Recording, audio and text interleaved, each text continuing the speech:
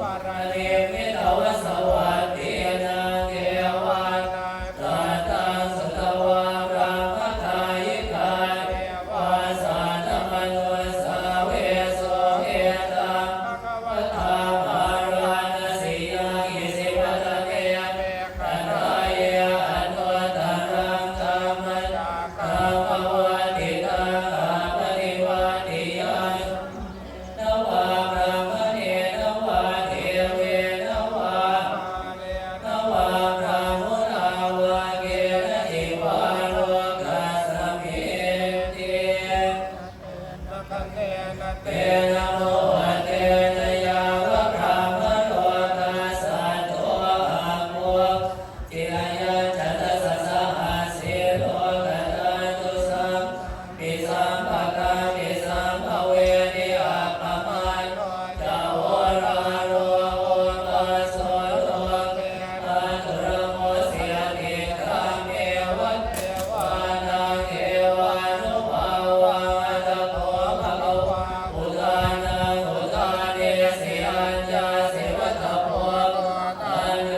อัญญาสิวัตถะโพโกตัญโยติติตังอายะสัมมโพโกตัญญาอัญญาโกตัญโยทะเววัฏฐามังอะโหสิติกิตวะอุลังวาสังเกสุวายะรัตนังกนิกังกโนอาทิตตากเตนะอิทัมปิปุเตรัตนังกนิตังเตนะสัจเจนะสุมาทิมุตุกยังตังอมตังกนิตังยะตังจักขาสะกยมุนิสัมมาอิโตนะเทนะธัมเมนะสัมมาทิฏฐิตังธัมเมนะกนังกนิตังเยเตนะสัจเจนะสุมาทิมุตุยังมุตเสปริวันนะเยสุจิสมาธิมานันตริยมาอุสมาธินาเทนะสัมมุนาเวสติตัมปิตัมเมรัตนังกนิตังเยเตนะสัจเจนะสุมาธิมุตุเยโภคลาอันนัสตังมัสสัทธานังเอตานิยุคานิโมทิเตนะกินัยสุขตาสัสสาวกายเยเตสุตินิมาปะราหิตัมปิสังเขรัตนังกนิตังเยเตนะสัจเจนะสุมาธิมุตุเยสุปฏิวัตามนัสสะตันเตนะนิทานิโตโมธัมมัสสะสนามิปาฏิปาตาอมตะวิไทยอราตังเอโกเทโกสัมมานาหิตังเมสังเขรัตนังตะเกตังเยเตนะสัจเจนะสุมาธิมุตุเยนะปุรานังนวานาติสัมภวังวิราชเจตายกิเกภวะสเมจาวิรุติสันตานิปันติเทรายทายาปะเทมอิดามิสังเกรัตนังกนิตังเยนะสัจเจนะสุวา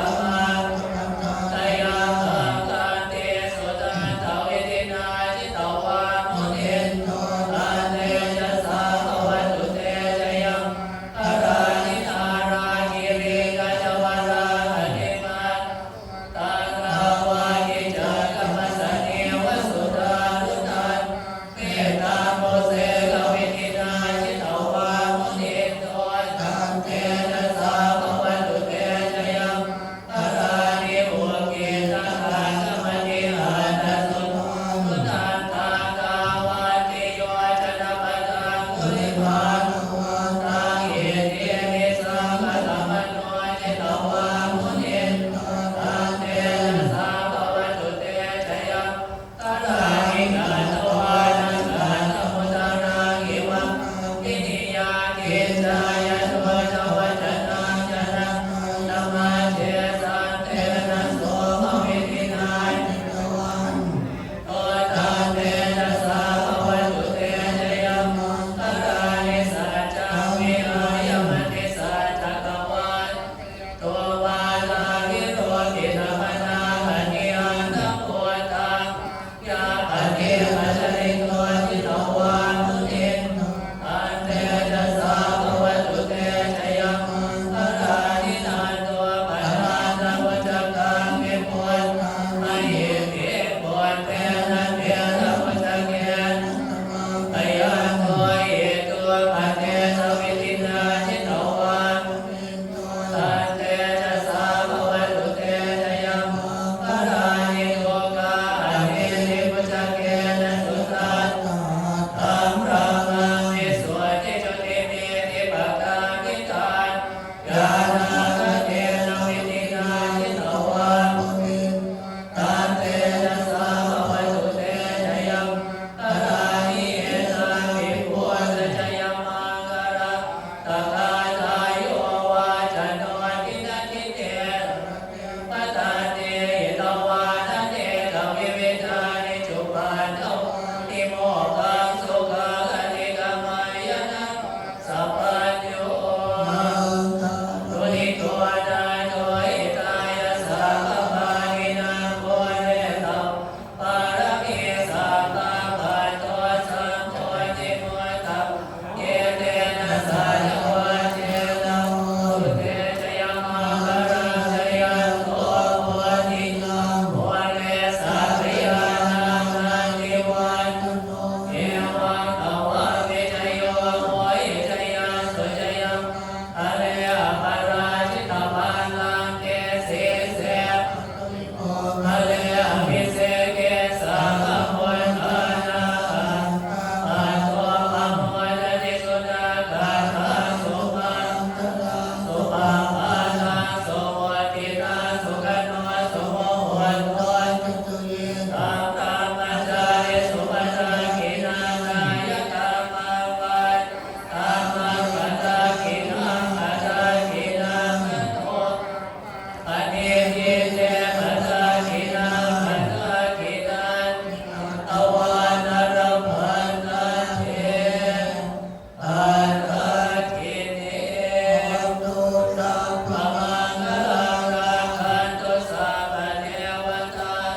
อโมตานุภาเวนะสัตตาโสติตุเตววัตุสัพพมังคลังราคันตุเทวตาสัพพธัมมานุภานะสัตตาโสติภวันตุเตววัตุสัพพราราคันตุสัพพเทวตาปัสสังฆาโนภาเวนะสัตตาโสติภวันตุเต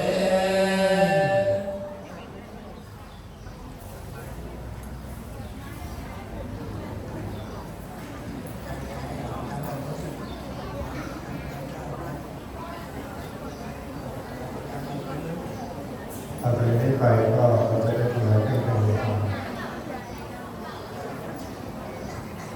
ถวายเครื่องแต่งกายแด่พระสงฆ์คุณตามพัก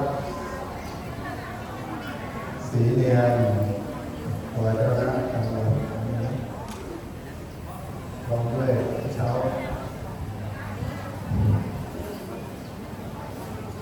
คุณอิมวิไลที่แบบทำอะไรลูกนะครับครับนะครับคุณชลิสาครับตำรวจคนที่สองคุณนัทครับนัทนันไปเลยลูกอันนี้ขออ่านชื่อก่อนลูกเทียบโอเค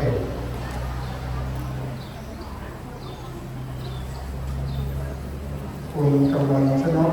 เดี่ยวสมบูรณ์เอาลิกเลยเอาลิกเลยคุณแม่ชีสุภาพชลวดีจัดการ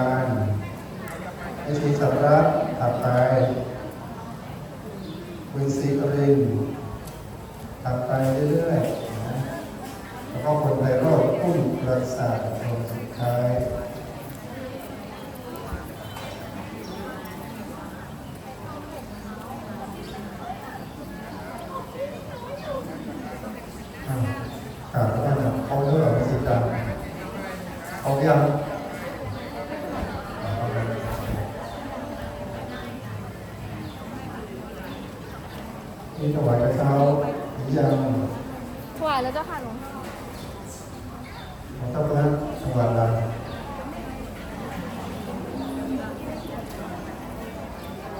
เลยเนาะคณะของเรา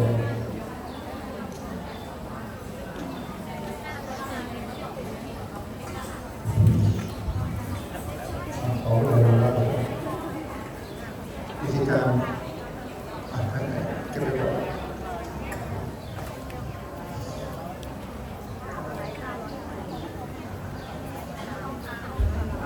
ต่อไปก็เปิดน้ำ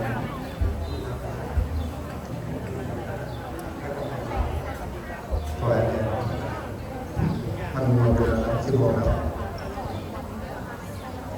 ออกมาแล้วไม่ต้องกล่าวต่อไปก็กรวดน้ำรดน้ำมนต์พันเล่มรดน้ำมนต์ก่อนก็ได้ครับใช่ไหมตอนนี้ยัดเท้าก่อนต้องพักผ่อนก่อนตั้งใจกรวดน้ำ อาลังเอวเมวะอิโตตินังเปตานังอุปกัปปติอิจิตังปฏิตังตุมหังคิปะเมวัตมิจโตธัมเมปุเรนตุสังกปานตันโทปนะระโตยัตถามณิโชติระโตยัตถาโยวิวัจจันตตาปะโรโกวินทะตุมาเตยภวันวันตรายโยสุขีติอายุโกภวะคาภิติโยวิวัจจันตุตาปะโรโกวินาศตุมาเตยภวันวันตรายโยสุขีติอายุโกภวะอภิวาทนาเตียเดียตาเนียจังเพื่อกามจันยิโตจัตตาโนธรรมวันตันติอายุวันโนสุขังภลังสัพพพุทธานุภาเวนะตะปัตตังอานุภาเวนะตะปัตตังทานุภาเวนะพุทธรัตนังธัมมรัตนังสังฆรัตนังเนียนารัตนังอานุภาเวนะจตุราติติกาตธรรมาคันธานุภาเวนะปิตคันธยานุภาเวนะจิตตสาวกานุภาเวนะตาเปยเตยโลอาสาเปยเตยปัญญาตาเปยเตยอันตรายาตาเปยเตยอุปาทวาตาเปยเตยทุนนิมิตตาตาเปยเตยอวมังคลาวินาทันตุอายุวัตโกตันวัตโกสิริวัตโก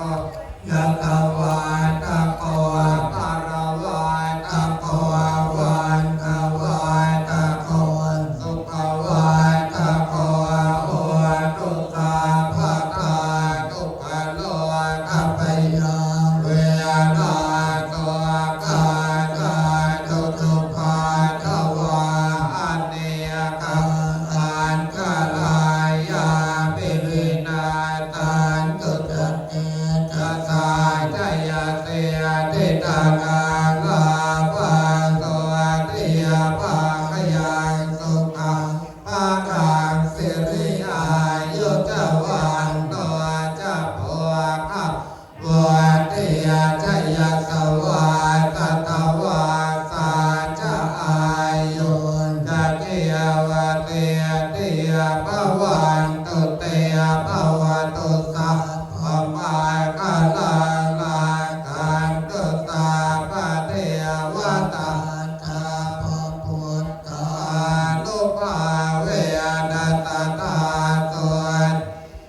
วันตุเตภวันตุสาภมังคลังรังคันตุสัพพะเทวตาสัพพะธัมมานุภาเวนัสสตาโตเตภวันตุเตภวันตุสาภมังคลังรังคันตุสัพพะเทวตาสัพพะสังฆานุภาเวนัสสตาโสติภวันตุเตสาธุ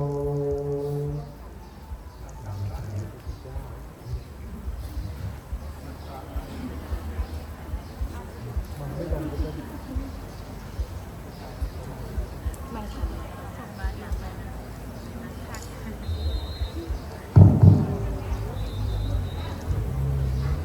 ครับตอนนี้พระคุณเจ้าได้เจริญพระพุทธมนต์จบเป็นที่เรียบร้อยแล้วนะครับ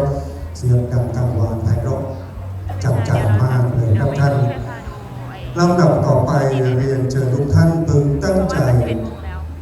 กราบพระรัตนตรัยโดยพร้อมเพรียงกันนะครับอะระหังสัมมาสัมพุทโธภควาพุทธังภควันตังอภิวาเทมิกราบสวากขาโตภควตาธัมโมธัมมังนัมสสามิกราบสุปฏิปันโนภควโตสาวกสังโฆสังฆังนัมมามิกราบ